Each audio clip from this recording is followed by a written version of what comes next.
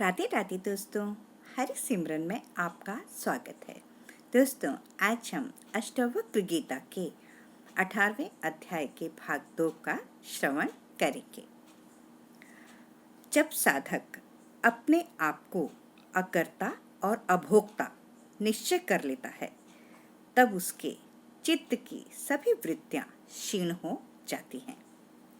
धीर पुरुष की स्वाभाविक स्थिति विक्षोभ युक्त होने पर भी श्रेष्ठ है, पर जिसके चित्त में अनेक इच्छाएं भरी हैं, उस अज्ञानी पुरुष पर बनावटी शांति शोभा नहीं पाती। धीर पुरुष बड़े भोगों में आनंद करते हैं और पर्वतों की गहन गुफाओं में भी निवास करते हैं, पर वे कल्पना, बंधन और बुद्धि की वृत्तियों से मुक्त होते हैं। धीर पुरुष शास्त्रज्ञ, ब्राह्मण, देवता, तीर्थ, स्त्री, राजा और प्रिय को देखकर उनका स्वागत करता है, पर उसके हृदय में कोई कामना नहीं होती।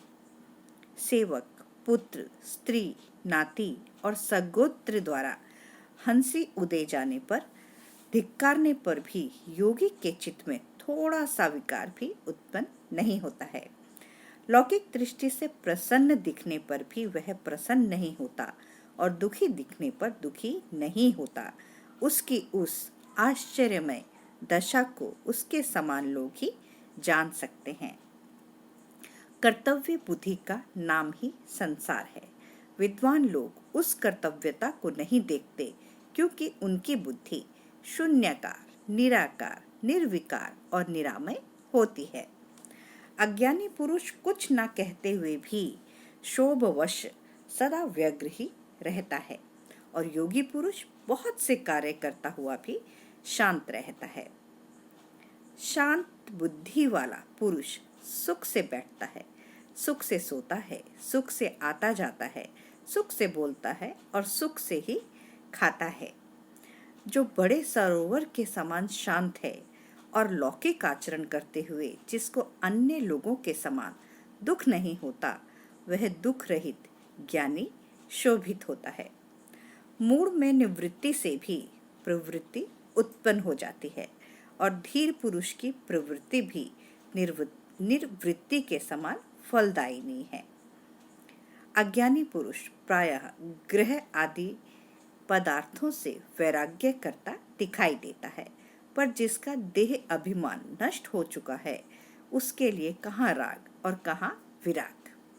अज्ञानी की दृष्टि सदा भाव या अभाव में लगी रहती है, पर धीर पुरुष तो दृश्य को देखते रहने पर भी आत्म स्वरूप को देखने के कारण कुछ नहीं देखती।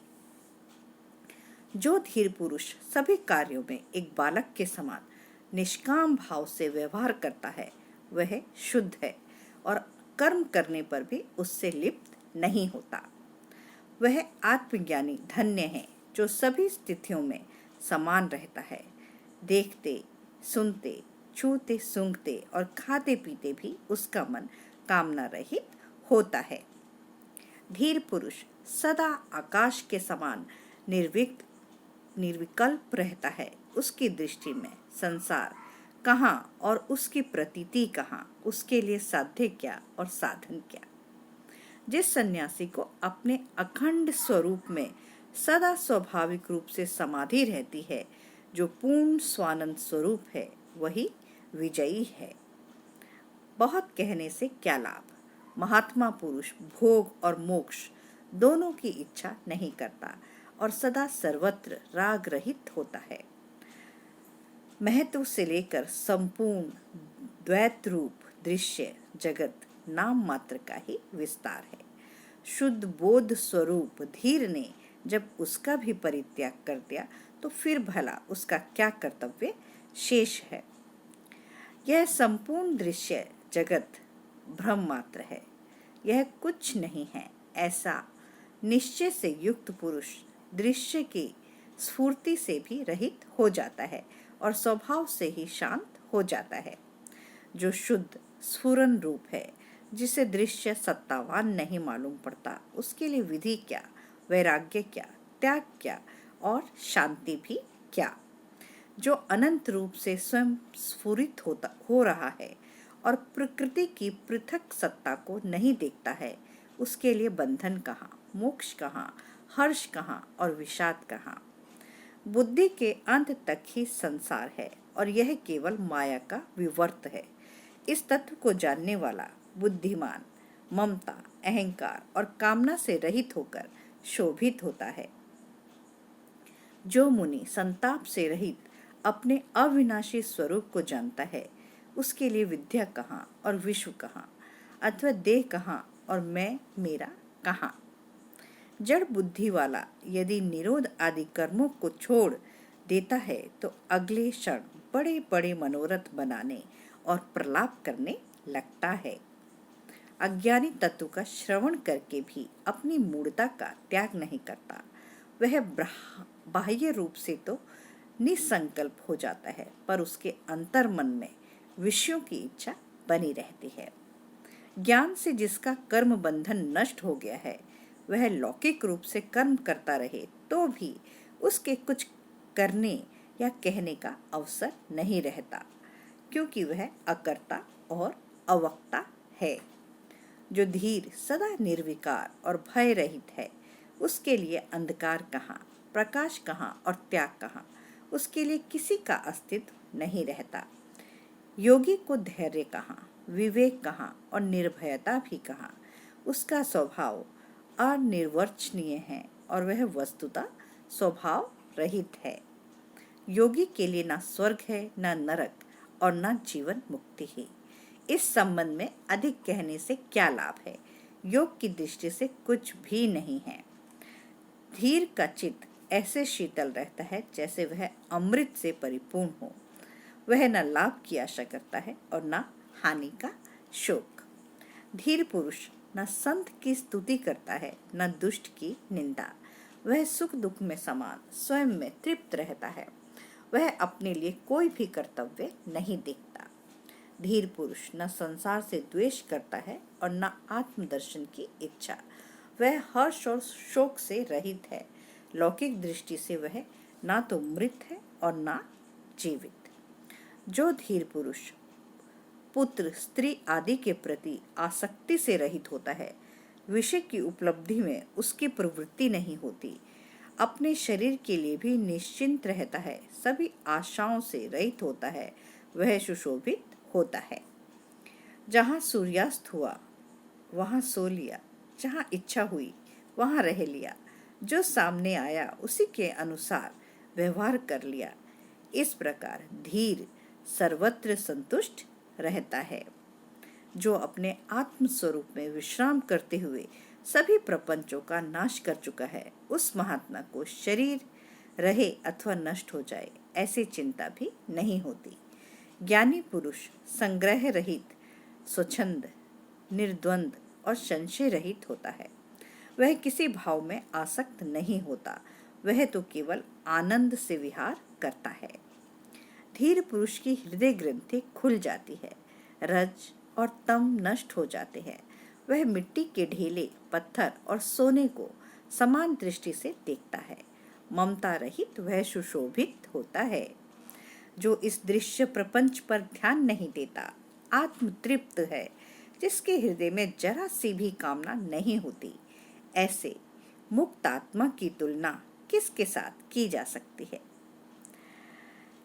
जिसके कामना रहित धीर के अतिरिक्त ऐसा और कौन है जो जानते हुए भी ना जाने, देखते हुए भी ना देखे और बोलते हुए भी ना बोले।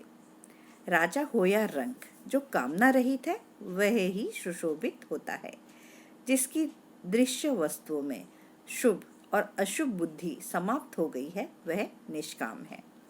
योगी निष्कपट, सरल और चरित्रवान होता है।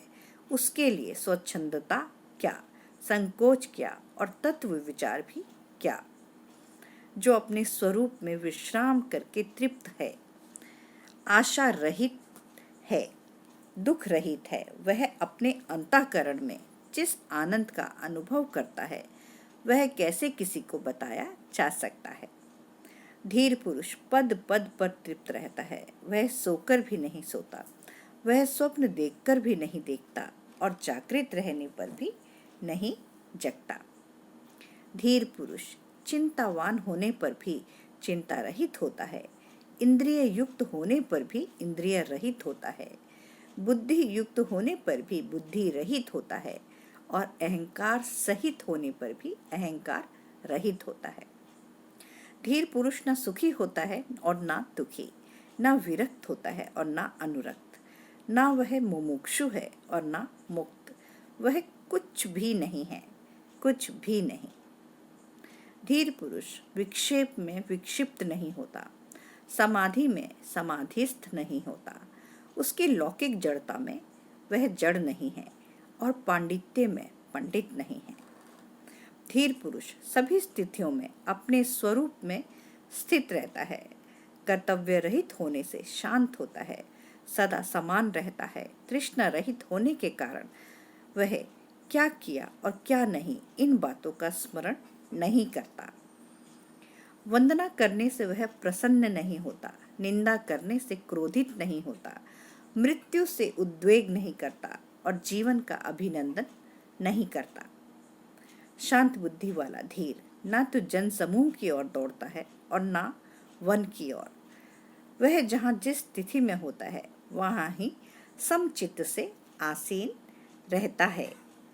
तो दोस्तों, एक अष्टाचक्र अष्टावक्र जी के इस 18वें अध्याय को उन्होंने बहुत ही धैर्यता के साथ राजा जनक को जो ये ज्ञान का मार्ग दिखाया, अपने आत्मबोध स्थिति को पाने में जो उन्हें आत्मस्वरूप को जानने की जो दिशा दिखाई, उसे पाकर राजा जनक विधेय हो गए और उन्हीं के इस ज्ञान गंगा में हम सभी इस रस को पाकर, इससे सरोबार होकर अपने जीवन को भी हम मोक्ष की ओर, मुक्तता की ओर ले जा सकते हैं।